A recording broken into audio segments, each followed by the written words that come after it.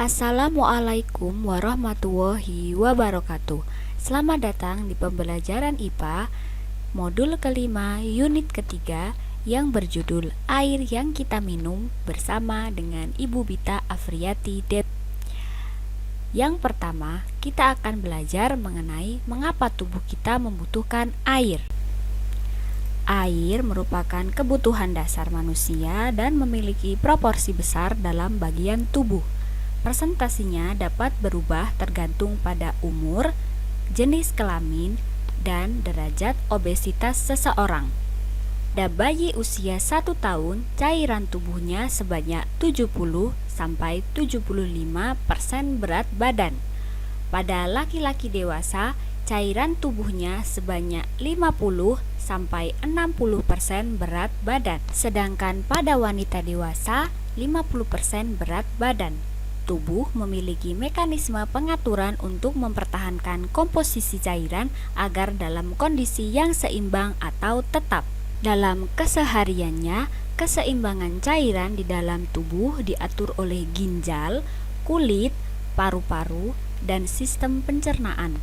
Dari keempat organ tersebut, maka ginjallah yang paling berperan penting dalam keseimbangan cairan. Menurut International Marathon Medical Direction Association atau IMMDA, konsumsi air 0,03 liter per kilogram berat badan dikatakan sudah mencukupi. Sebagai contoh, jika kita memiliki berat badan 50 kg, maka kebutuhan airnya adalah 0,03 kali 50 sama dengan 1,5 liter per harinya. Air bersih, sehat, dan ciri-ciri fisik yang dapat kita amati. Ciri yang pertama adalah tidak keruh. Ciri air bersih dan sehat yang utama yakni penampang air yang tidak terlihat keruh. Pada gelas yang dibawa oleh anak tersebut pada gambar ada 2 gelas, yang pertama airnya keruh dan yang kedua airnya bening.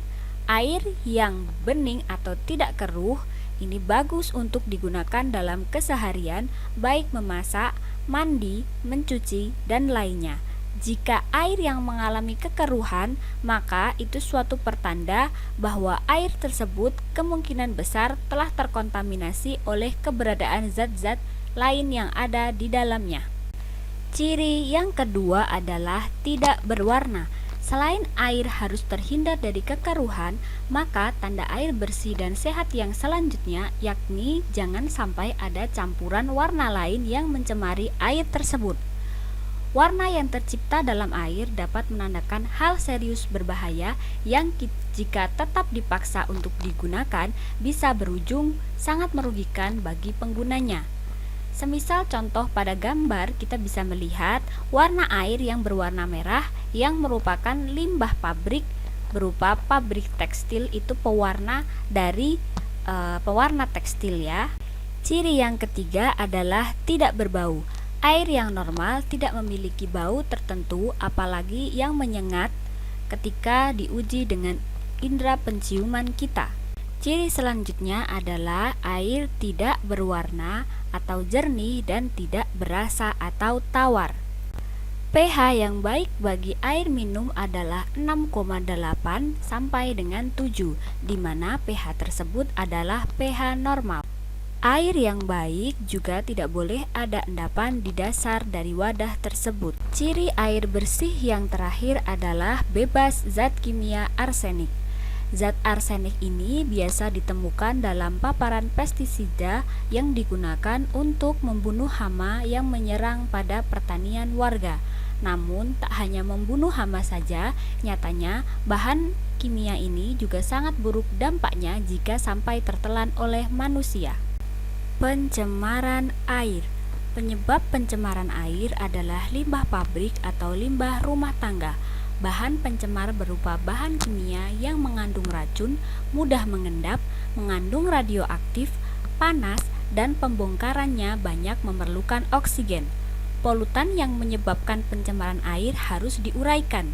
Penguraian polutan tersebut memerlukan banyak oksigen sehingga menyebabkan kurangnya kadar oksigen dalam air. Hal tersebut berpengaruh terhadap kehidupan di air. banyak ikan yang mati karena kekurangan oksigen. Pencemaran air menyebabkan air berwarna hitam, kotor, dan berbau busuk. Pencemaran nitrogen dalam perairan menyebabkan eutrofikasi, yaitu meledakan pertumbuhan tumbuhan air seperti eceng gondok dan lainnya. Air yang tercemar dapat dikurangi kadar pencemarannya dengan cara menyaring, mengencerkan, dan mengendapkan. Pabrik-pabrik diwajibkan menampung dan mengelola limbah, jamban kotoran atau WC pada setiap rumah tangga perlu dilengkapi dengan septic tank. Sekian pembelajaran kali ini. Terima kasih sudah memperhatikan. Sampai jumpa di pembelajaran selanjutnya.